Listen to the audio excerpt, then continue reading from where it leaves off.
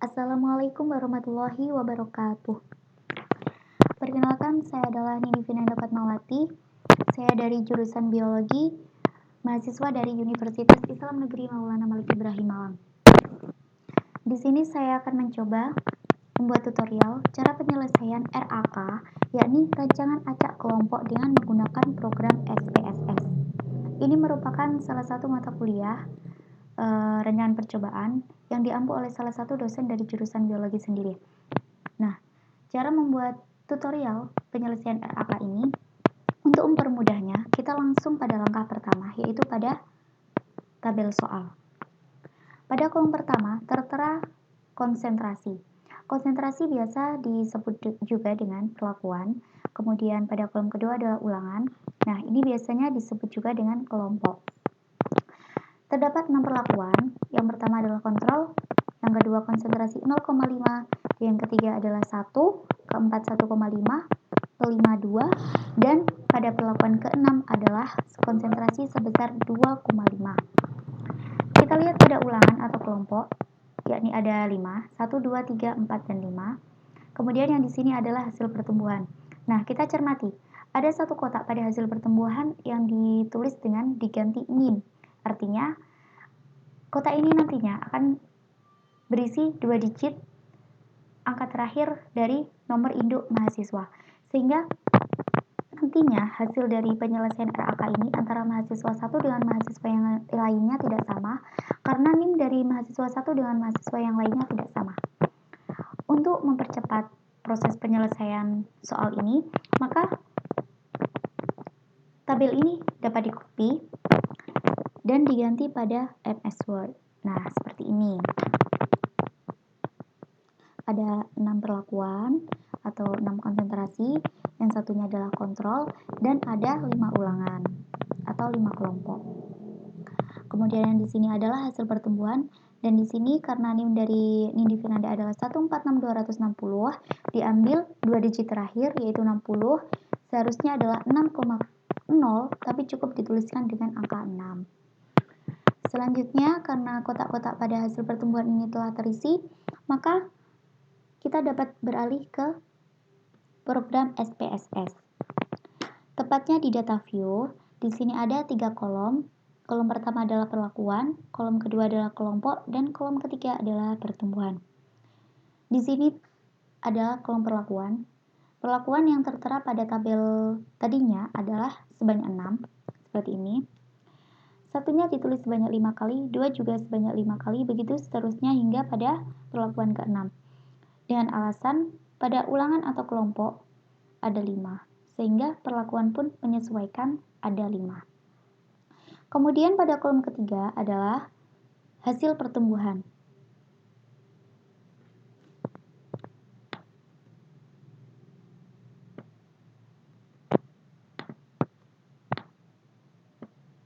Nah, hasil pertumbuhan pada perlakuan pertama, kelompok atau ulangan pertama adalah 6.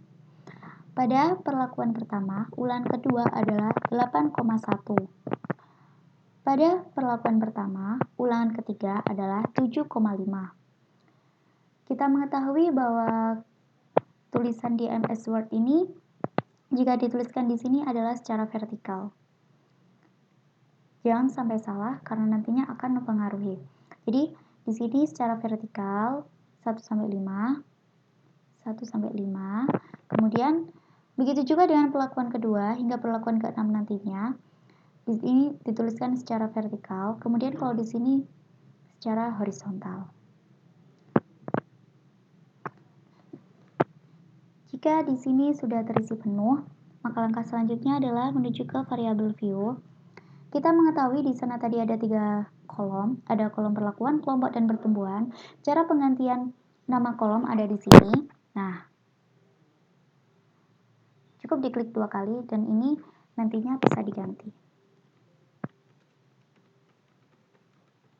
Seperti ini. Kemudian setelah semuanya terisi kolom nama, maka kita akan beralih ke value. Di value ini ada 1 sampai 6 perlakuan dengan label yang berbeda. Pada value pertama adalah label control. Setelah itu kita klik add. Begitu seterusnya hingga pada value ke-6 label P5. Label P5 ini merupakan konsentrasi. Setelah terisi penuh hingga 6 perlakuan, maka klik OK dan selanjutnya kita balik lagi ke data view. Nah, dari sini kita ingin mengetahui apakah data si peneliti ini merupakan data yang normal atau bahkan tidak. Maka kita uji dengan analyze. Selanjutnya non-parametric test, klik pada one sample KS. Pertumbuhan dipindah ke test variable list. Selanjutnya klik OK. Kita tunggu prosesnya. Dan hasilnya adalah data tersebut normal. Kita beralih lagi ke program SPSS. Kita uji apakah si peneliti ini cocok menggunakan RAK. Maka klik Analyze. Selanjutnya adalah General Linear Model. Pilih Univariate. Pertumbuhan dipindah ke Dependent Variable. Selanjutnya perlakuan dan kelompok dipindah ke Fixed Factor. Nah, seperti ini. Kemudian pilih model. Klik Custom. Perlakuan dan kelompok dipindah ke model. Klik Continue. Beralih ke post hoc. Perlakuan dan kelompok dipindah ke post hoc test 4.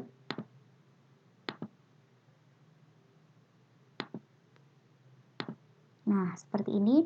Selanjutnya pada equal variance assume, pilih LSD, OK, dan continue. Pilih OK. Kita tunggu prosesnya, sehingga kita nantinya akan mengetahui apakah tes ini menunjukkan ada tidaknya pengaruh pada kelompok. Jika tidak ada pengaruh, maka dapat dipastikan si peneliti ini tidak cocok menggunakan metode RAK, tidak pantas atau tidak cocok menggunakan metode rancangan acak kelompok, dan nantinya bisa berdalih ke rancangan acak lengkap. Karena sesungguhnya yang mengetahui pantaskah penelitian ini menggunakan RAK atau RAL adalah si peneliti sendiri.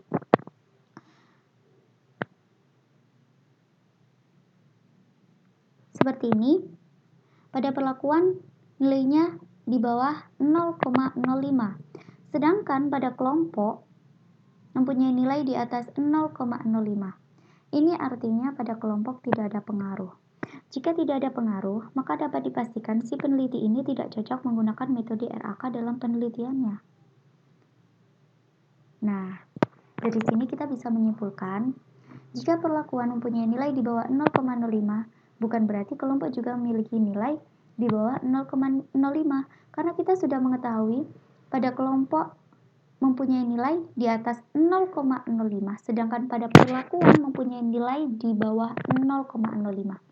Jika nilainya di bawah 0,05 pada nilai signifikan ini, menunjukkan ada pengaruh.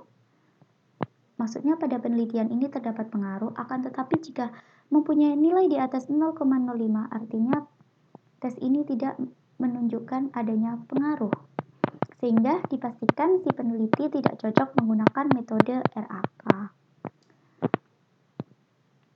Seperti ini hasilnya. Nah,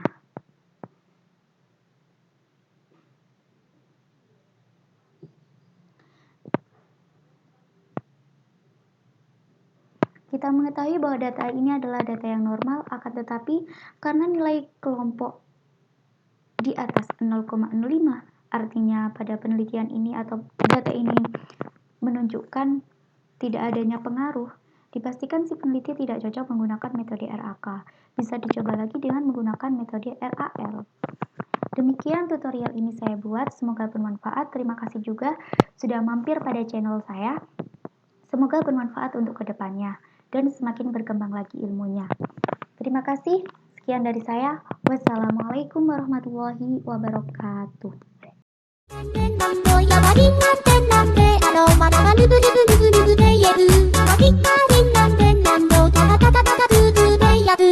Thank you.